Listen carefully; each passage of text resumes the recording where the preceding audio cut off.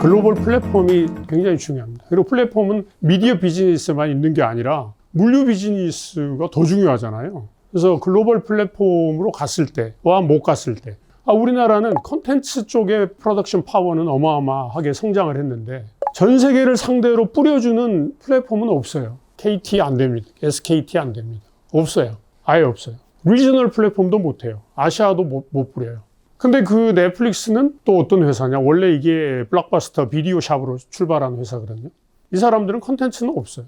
디즈니하고 완전히 달라. 디즈니는 뭡니까? 디즈니는 세계 최대의 콘텐츠 IP 홀더예요. IP는 인텔렉추얼 프로퍼티, 지적재산권을 말하는데 디즈니는 전 세계 엔터테인먼트 회사 중에 콘텐츠를 제일 많이 가지고 있는 회사예요. 우리 뭐 다 아는 디즈니 영화, 만화 영화부터 시작해서 마블 시리즈 뭐 이런 것까지 다 해가지고 이 사람들은 콘텐츠 회사고 원래 플랫폼 회사가 아니었어요. 근데 디즈니 플러스라고 하는 플랫폼 회사를 자회사를 만들어가지고 이 OTT 사업으로 진출을 하고 있는 겁니다. 왜냐하면 미래의 엔터테인먼트 비즈니스는 결국은 OTT다라고 거의 게임이 끝났기 때문에 그쪽으로 들어가고 있는 거죠. 애플도 들어가고 있고. 전 지구적인 차원에서는 방송 엔터테인먼트 산업이 지난 한 10년 사이에 완전히 지금 재편이 이루어지고 있습니다. 그래서 플랫폼은 미국에 뿌리를 둔 몇 개 안 된 지금 아까 말씀드린 넷플릭스나 디즈니 플러스나 애플, 아마존 프라임 이런 게 이제 전 세계의 플랫폼을 석권을 하고 재밌는 게 이 사람들이 글로벌 마켓의 플랫폼 사업자로 뜨면서 넷플릭스와 같은 자기가 원래 콘텐츠 사업 안 하던 입장에서 필요하게 된 게 뭐냐면은 콘텐츠 수급이에요.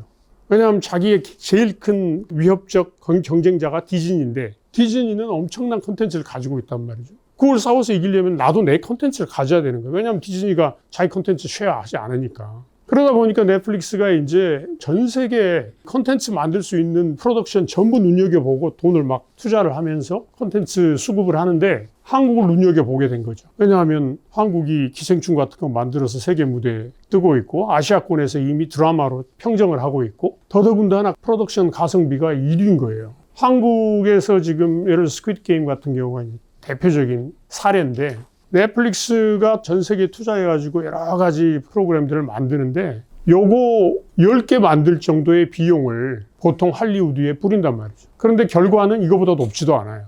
근데 이것만 그런 게 아니라 지금 글로리 같은 거, 더 글로리 보셨죠? 계속 연타로 지금 히트를 치는 거예요. 한 번이 아니라 끝없이 치는 거예요, 지금.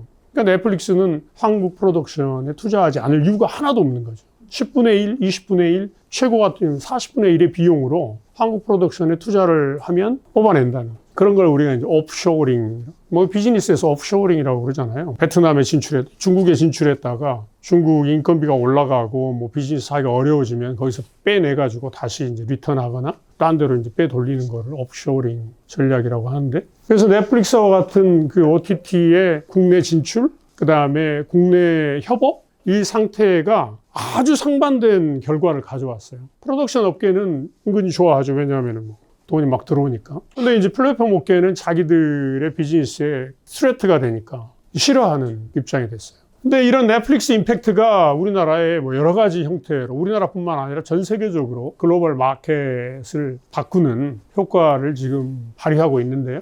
무시할 수 없는 거는 이 넷플릭스라는 글로벌 플랫폼을 타면서 한국의 스타들도 글로벌 스타가 돼버리는 거예요. 어떤 뭐 아시아권에서 뭐 연사만은 대표적으로 글로벌 스타가 아닌 거죠. 연사만은 그냥 동남아 스타인 거죠. 근데 주연도 아닌 조혁이 하루아침에 오징어 게임 때문에 글로벌 스타가 되는 현상이 일어나고 있는 거죠. 뭐 BTS도 마찬가지고 싸이도 그렇습니다. 싸이 같은 경우는 이 플랫폼이 아니고 뭐를 탔어요? 유튜브를 탔죠. 유튜브를 타면서 지금도 제가 해외에 뭐 강연 나가면 싸이 이야기를 해요. 우리한테는 이미 옛날 이야기가 됐지만 싸이 이야기를 합니다.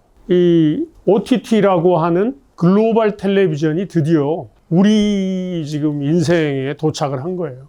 여러분 한번 생각해 보세요. 텔레비전이 언제 나왔는지 아십니까? 1940년대 텔레비전이 나와요. 50년대 미국 가정에 보급이 되고 한국은 1970년대에 이제 대대적으로 보급이 이루어집니다. 그러니까 얼마 그렇게 오래되지 않은 매체인 거죠. 자기 인생에 텔레비전이 갑자기 들어왔어. 대단했어요. 제가 어렸을 때 제가 초등학교 다닐 때 집에 텔레비전이 들어왔는데 그때 그 동네 분들이 여로를 보려고 저녁 먹고 나면 저희 집 앞에 다 왔어요. 그럼 저희 그 대문 다 열고 텔레비전을 이렇게 돌려서 동네 분들 보게 하려고 그런 시절이 있었어요. 근데 이제 우리는 인터넷이 왔고 지금 뭐가 왔냐? 우리 인생에서 제일 뉴이스트로 온 게 글로벌 텔레비전의 등장이다. 글로벌 텔레비전의 의미가 뭘까? 저는 요새 제가 좀 재밌어 하는 개념이고요. 글로벌 텔레비전의 진정한 어떤 문화적인 의미는 전 세계인이 동시에 같은 이야기를 소비한다는 거예요.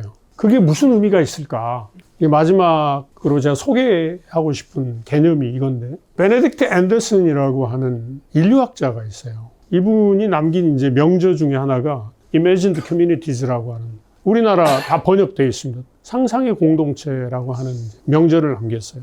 인류학자의 인류학적 저서입니다. 그래서 Imagined Community라는 게 뭘 의미하냐면은 민족을 의미해요. 민족. 그 베네딕트 앤더슨이라는 인류학자가 민족이란 무엇일까라는 것 가지고 이제 평생 연구를 하게 되는데, 그 민족이라는 것은 사실은 상상을 통해서 구성이 된 단위다. 이런 결론에 도착을 합니다. 그 과정에서 굉장히 중요한 게 뭐냐면은 같은 상상을 가능하게 한 프린트 미디어의 등장과 보급. 같은 종류의 이야기를 사람들이 소비를 하고 이해를 하기 시작했을 때 그 사람들은 하나의 어떤 그 집단원이 된다는 거예요. 다른 식으로 이야기하자면 여러분이 성서를 믿으면 나라가 달라도 글로벌리 그 성서 가족이 되는 겁니다. 나는 진짜 아담이 있었다고 믿어. 난 하나님이 있다고 믿어. 하게 되면 그 성경이라고 하는 내러티브, 이야기를 같이 수용하는 사람들이 되거든요. 어떤 이야기를 같이 수용하는 공동체를 우리가 인터프리테티브 커뮤니티라고 그래요. 해석 공동체. 하나의 이야기를 같이 해석을 하고 받아들이는 거예요. 우리나라 같으면 옛날에 백마에서 알 깨고 나온 사람 누구죠? 박혁거세 아닙니까? 그죠? 개구리에서 나온 사람이 금왕 아닙니까? 그걸 우리가 이제 민족의 탄생 설화라고 그러는데, 그 탄생 설화들이 나중에 바뀌게 되죠. 뭘로 바뀝니까? 당군으로 바뀌어요. 언제? 고려조에 들어와서 당군으로 바뀌어요. 왜냐하면 박혁거세는 신라의 탄생 설화예요. 신라 부족의. 그리고 금왕 탄생 설화예요. 자, 이제 통일 국가가 됐어. 이 두 개 갖고는 이야기가 안 되는 거예요, 이제.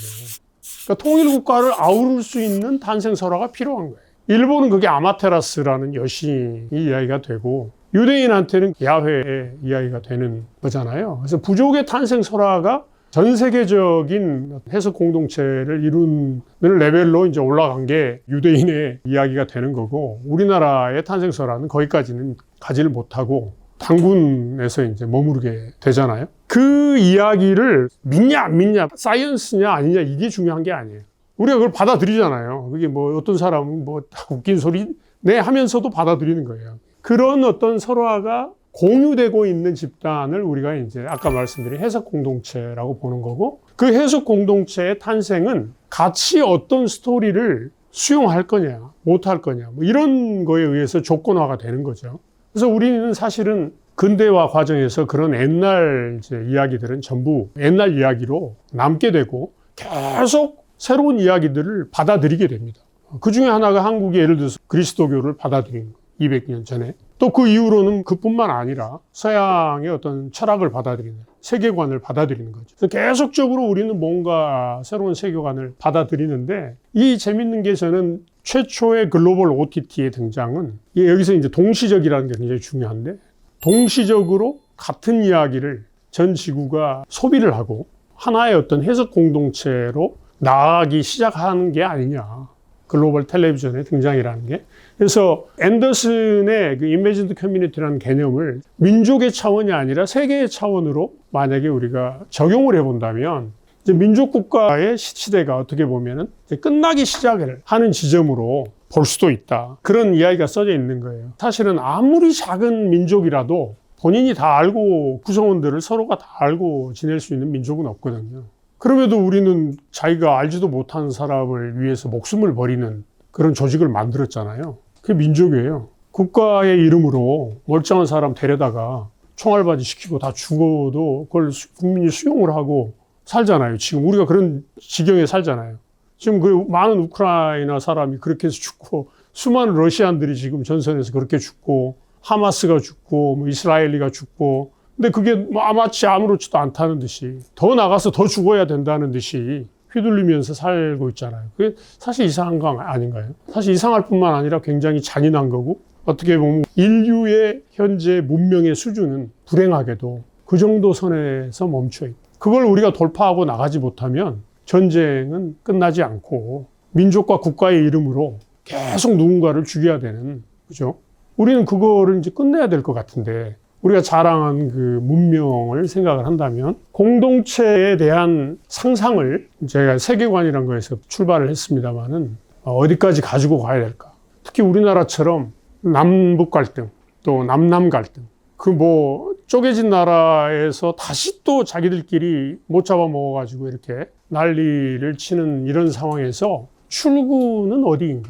그게 자기의 세계관을 고집하고 앉아가지고 과연 우리가 출구를 찾아낼 수 있을까? 이제 그런 차원에서 오늘 조금 이야기를 해봤고요. 끝으로 한국 근대 회화에서 중요한 작품 중에 하나인데, 이유태라는 분이 1944년에 그린 유화예요. 1944년이면 해방되기 1년 전이죠. 이제 모던한 여자 박사죠. 1944년에 대학교를 나온 한국 여성이 몇 명이나 됐어요? 0.01%도 안 됐을 것 같아요. 박사를 여자가 받는다는 게. 근데 실험실에 이런 이제 굉장히 모던 걸인 거죠. 완전 그 모던 아이디올로지를 다 수용을 하고 신분을 뛰어넘어서 새로운 세계관을 향해서 나아가는 그런 어떤 상상이라고 저는 생각을 했어요. 그래서 이게 대단한 거고 시사하는 바가 있다. 누구도 이게 현실로 다가오지 않는 이런 모습을, 그 상상을 하는 이런 모습으로 세계를 상상하는 화가가 있었다. 또 실제로 그렇게 치고 나가는 여성들도 있었다. 우리가 지금 이 시간에 갈라지고 찢어지고 서로 적대시하는 이거를 깨뜨리는 세계관을 어디서 만들어내야 될지 한번 같이 고민을 했으면 해서 말씀드렸습니다. 제 말씀 여기서 마치도록 하겠습니다. 세계가 하나의 해석 공동체로 나아가는데 이미 그런 노력이 많이 있었어요. 그게 뭐냐? 가장 강한 게 종교였어요, 종교. 사실은 종족이나 국가를 초월한 글로벌한 해석 공동체가 무슬림이고 이슬람교고 그 다음에 부디즘이고 크리스찬티고 이러잖아요. 그런데 이게 실패를 했어요. 왜? 자기들끼리 제일 싸우는 해석 공동체가 됐잖아요. 왜? 공유하지 못하는 이야기를 갖고 있기 때문에. 아까 박역거세의 이야기, 금화왕의 이야기, 이걸 가지고는 우리는 세계인을 끌어들이는 공동체는 만들 수가 없다. 그럼 금화왕의 자손들도 또 박역거세의 자손들도 싸우지 않고 같이 끌어들일 수 있는, 그게 단군 신화였단 말이에요. 그 단군 신화가 나와야 돼. 그래서 지금 다시 저렇게 전쟁을 벌리는 크리스찬티도 아니고 이슬람도 아니고 그 사람들을 아우를 수 있는 더 높은 차원의 스토리가 나와야 돼요. 스토리. 인간은 스토리 때문에 죽고 스토리 때문에 살거든요. 그래서 그 스토리를 누가 언제 만들지는 몰라요. 그런데 그 스토리를 공유하게 해주는 플랫폼이 생겼고, 그 스토리의 초기적인 형태가 오징어 게임이나 더 글로리나 이런 형태로 나오기 시작했다는 거죠. 물론 한국뿐만 아니라 글로벌 OTT에 인기를 끄는 많은 드라마, 그 스토리가 하나의 스토리일 필요는 없어요. 마치 근대라는 거, 모더니티라는 거를 만들어낸 스토리가 단일 스토리가 아니고 수없는 과학과 기술의 기초를 한 수없는 스토리들이, 스토리텔러들은 유명한 철학자들, 학자들, 문학자들, 과학자들, 이 사람들이 다 스토리텔러였고, 그 무수한 스토리들이 모더니티라는 걸 하나를 떠올려서 오늘날의 사회를 만들었거든요. 사실은 이제 글로벌리티라고 제가 이름을 붙여서 나왔는데, 이게 글로벌 모더니티가 사실은 글로벌리티고, 그 상호 갈등적인 스토리를 뛰어넘는 포용적인 스토리텔러가 나올 것이다. 이미 나오고 있다. 어디로? OTT를 통해서. 그런 말씀을 드렸습니다.